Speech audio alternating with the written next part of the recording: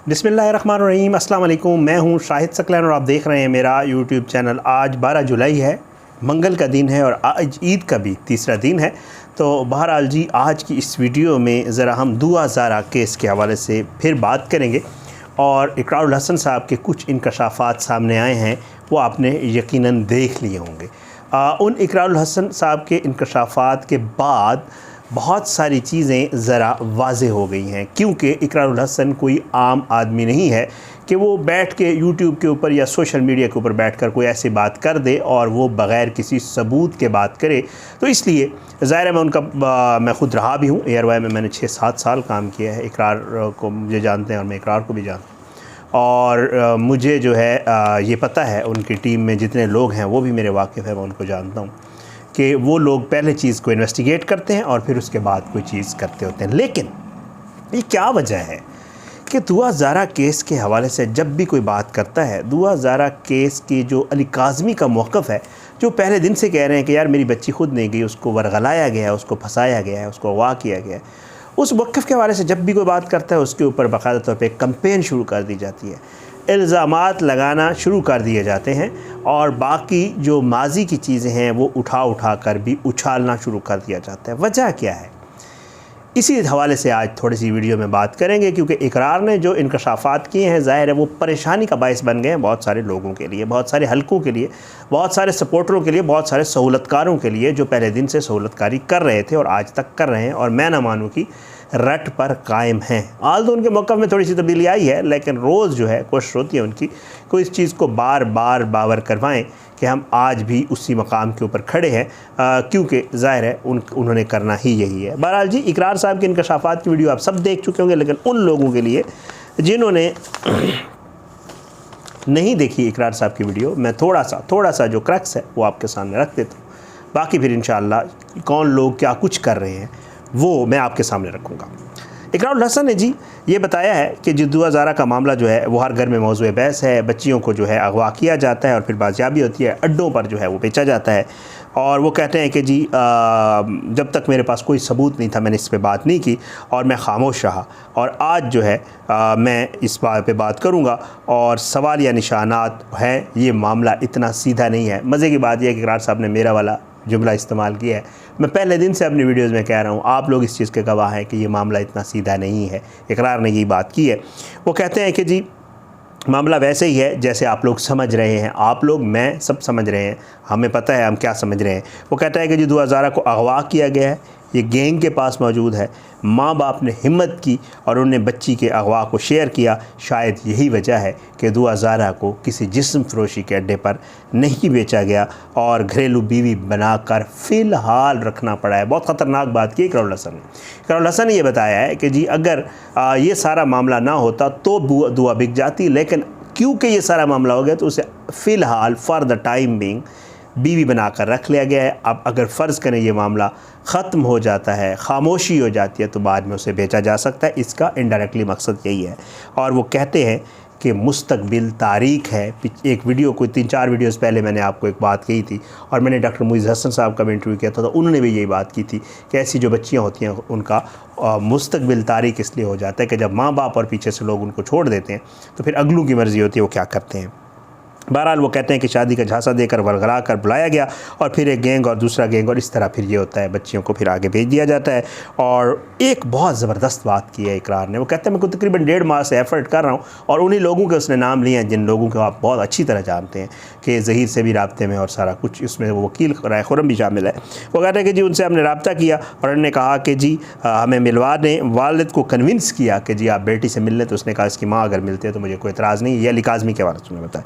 वो कहते हैं कि जी फिर मैंने ज़बान दी कि सबको बताया कि जी अगर मुलाकात हो जाएगी मैं ज़िम्मेदार हूँ, सारा कुछ बाकायदा तौर पे अली काज़मी साहब को। वो कहता है मैंने कहा तो उन्होंने मेरी बात मान ली और फिर जो है मैंने उन्हें कहा आपको जगह आप अपनी पसंद की बताएं, टाइम आप अपनी पसंद का बताएं, आपको कोई बाल भी का नहीं करेगा, आपसे कोई ऊँची आवाज़ में बात नहीं करेगी, ये सारे मामला तो कहते हैं। लेकिन वो कहता है कि जी उन्होंने कहा कि नहीं, बेटी अपने माँ बाप से नफ़रत करती है और मिलना नहीं चाहती और वो जो है ज़हीर के पास जो है रहना चाहती है। इकरार ने बड़े सवाल उठाए इसके ऊपर। वो कहते हैं जी कैसी मोहब्बत है जो ज़हीर लाहौर बनाने के लिए कायल कर सकता है, वो अपने माँ बाप से मिलवाने के लिए नहीं कायल कर सकता। इकरार का अपना एक पॉइंट ऑफ व्यू है। बहरहाल वो कहता है कि इतना राज में क्यों रखा जा रहा है। एक बात जो इकरार ने की वो कहता है कि आगे चलकर एक किरदार को सबूत के साथ बेनकाब करूँगा और बच्ची जो है उसको बाजियाब भी करवाऊँगा और साथ में ये भी यकीनी बनाऊँगा किसी और बच्ची के साथ ना। अब मैं आता हूँ दूसरे मामले के ऊपर।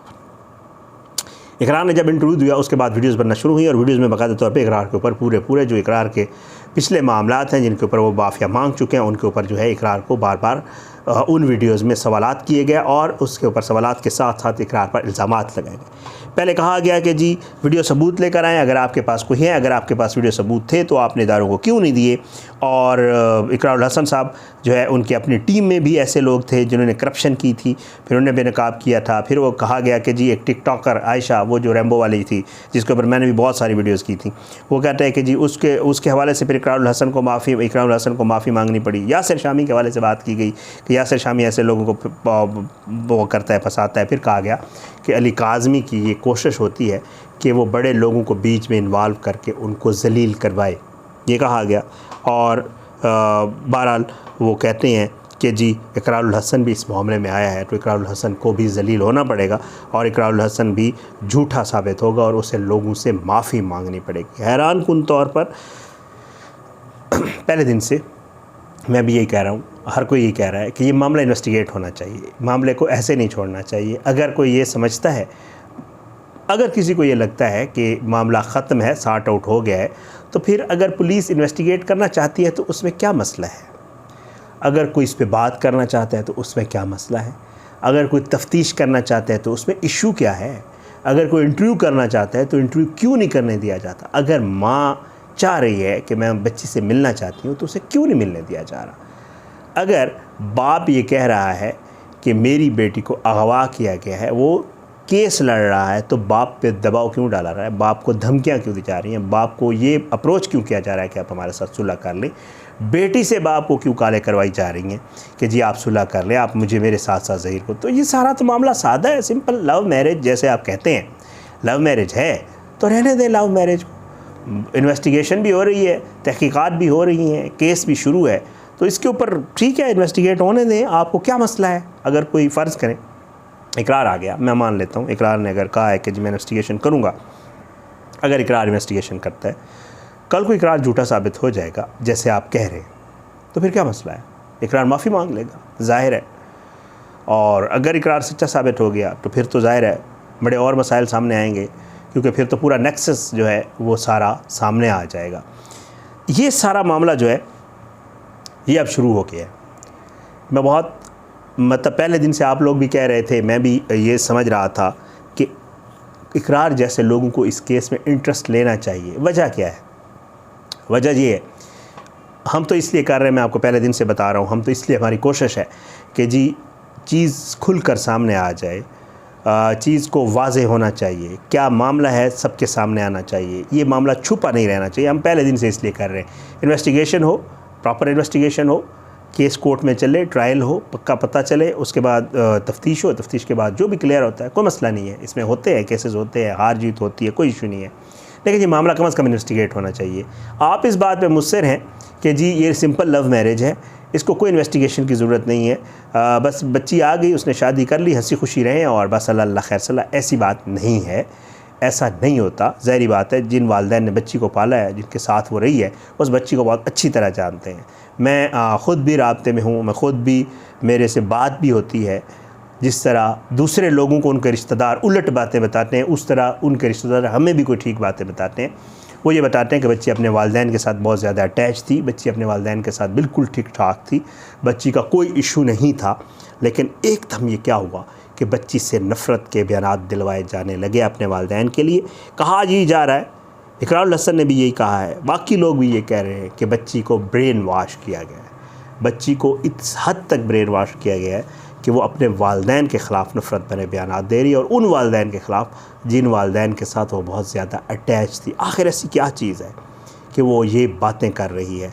बहरहाल जी ये इकरार ने बात की है और इकरार की मैंने वीडियो देखी है उसने इसके ऊपर जो है अब कोशिश वो कर रहा है, अल्लाह करे वो अपनी कोशिश में कामयाब हो, क्योंकि इकरार जो है वो अच्छे तरीके से चीज़ों को इन्वेस्टिगेट करता है, ये मुझे पता है।